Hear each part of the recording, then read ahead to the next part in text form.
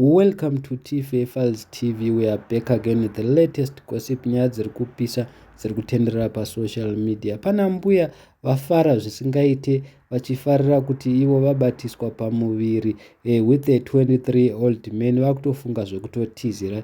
Tererai munzwe video izvi zvakaoma mufunge. Gogo, imbonyatsa ikundiudza inini. Tichinyatsa kutaurirana tiri two. Handiti? Mimi mwana uyu manyatsa kugutsikana naye. Mwana uyu? Muchina. Ini ndi muchina. Ini ndi muchina yomuchina. Hakuna vasinosorana. Hakuna vasinosorana. Saka kenerana. Zvekuti muri kunyatsa kugutsikana. Haiye kuti anovagutikana nezvinhu zvandiri.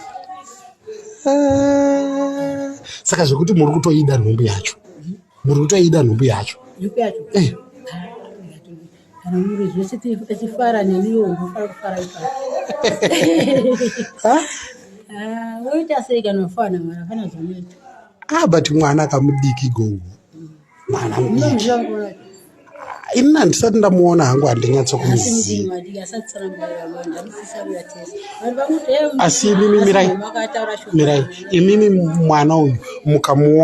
I'm sure mazvinzwira mega zviri kutaurwa nechembere iri kufara zvisingaite kuti abatiswa pamuviri nemupfana ne23 years. Asi iri kuti munhu muhombe. Asi vazukuru vambuya Nende vari kuzviramba. Aripo mumwe munhu auya akati ukaona zvadai bota racho rinenge raiswa zvidovi. Mumwe munhu akati ndivo vanhu vanotadzisa mvura kunaya ava. Mumwe munhu akati togara tichikuudzai kuti vanhu vakashata vari fatal asi mune nharo.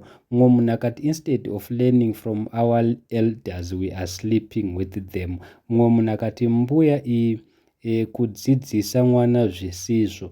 Mumwe munhu akati chikomana chikudya bhinzi dzekare. Mumwe munhu akati kudya bhinzi dzevadzimu. Mumwe munhu akati the boy's mom is in pain. Mumwe munhu akati mbuya iyi yakapfuhwira mwana chete, hazvisi zvega vanga vachihwei pamuzukuru wavo kavadzika. Mumwe munhu akati matuke anogona kumuka ari baba vemumwe munhu ane 40 years old. Mirai muone. Mumwe munhu akati 70 divide by 23. Mumwe munhu akati regai itizire zvine rudo zvivafana zvacho. Mumwe munhu akati as long as you are happy gogo, age is just a number. Mumwe munhu akati kudya bhinzi dzakakomba dzane ruomba. Mumwe munhu akati pane ane juju chete, hakuna zvakadaro. So guys, tatikumbira kuti mutiudze kuti zviriko here zvakadaro, because nesuwo tashamisika. Vamwe vanhu vati mukomana akamitisa pavabereki vacho, I'm sure vari kurwadziwa because ichembere iyi. Vamwe vanhu vachiti ko asi chembere dzakadai dzichiri kuzvara here dzinoita fertile. So handizivi guys, ndachikumbira kuti mucomment down below mutiudzewo kuti imi muri kuti kudii. Thank you so much.